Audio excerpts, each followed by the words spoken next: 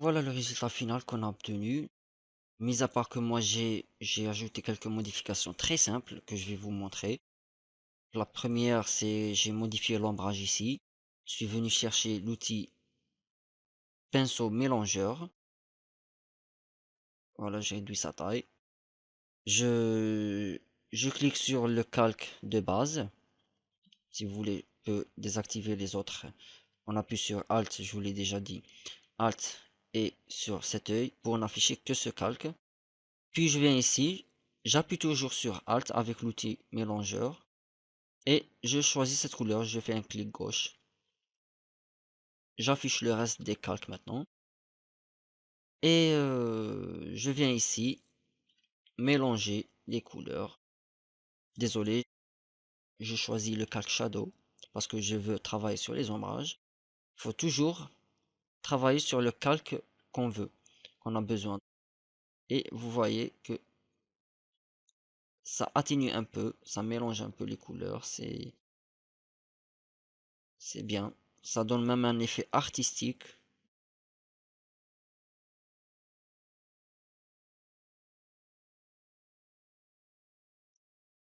Voilà, ça fait rien si vous dépassez.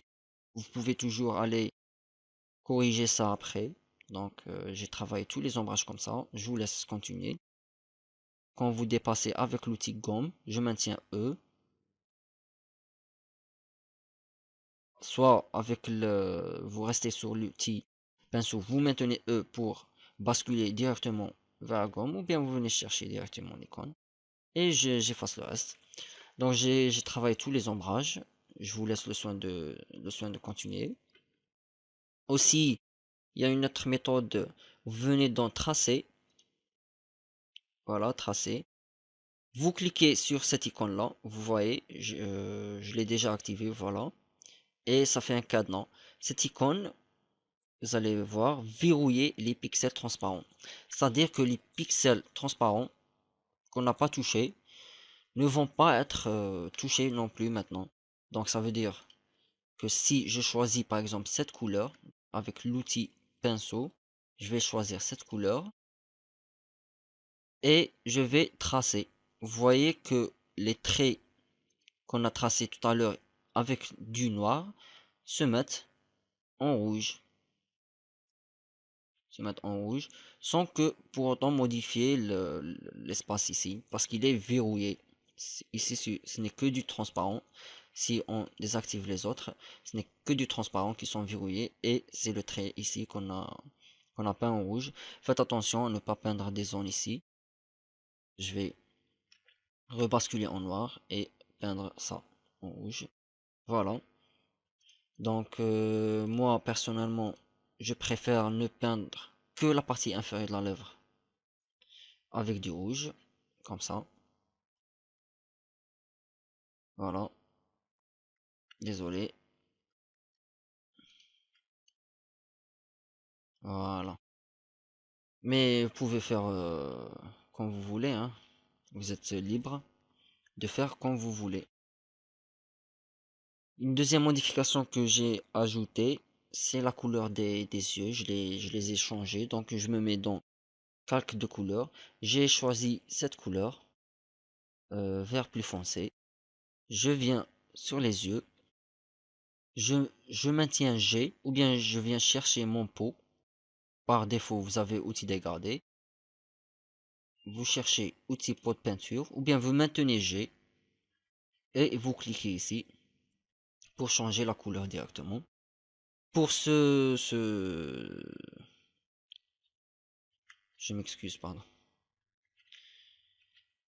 Pour cet ombrage des yeux qu'on a fait tout à l'heure du bleu plus foncé, donc avec la couleur que j'ai choisie, je viens la chercher ici et je la mets plus noire. Donc je descends plus bas, je monte pour éclaircir, je descends pour mettre plus noir et je la remplis.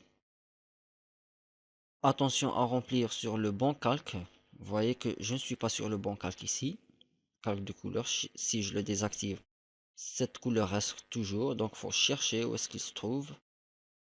Voilà, il se trouve dans Shadow. Donc je me place sur le calque Shadow et je la remplis comme ça. Voilà, comme ça j'ai changé de couleur des yeux. Voilà les modifications que j'ai fait. Aussi j'ai fait dans tracé, je désactive cette, je n'en ai plus besoin. J'ai préféré gommer ce trait. Je préfère rester comme ça pour les deux yeux. Et le résultat final que j'ai obtenu, le voici.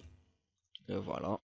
Donc je vois qu'il est nettement meilleur. Il a une aire artistique avec cet effet de pinceau mélangeur. Je trouve qu'il est bien.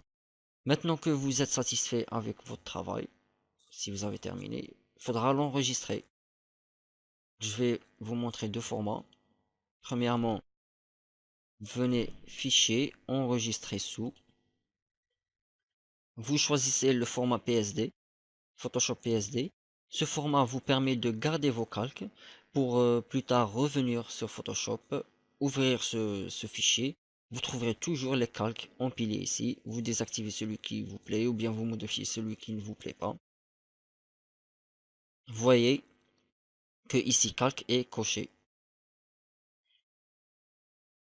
Voilà, vous le faites, vous donnez un nom et vous enregistrez sous format PSD. Puis, vous enregistrez sous format JPEG.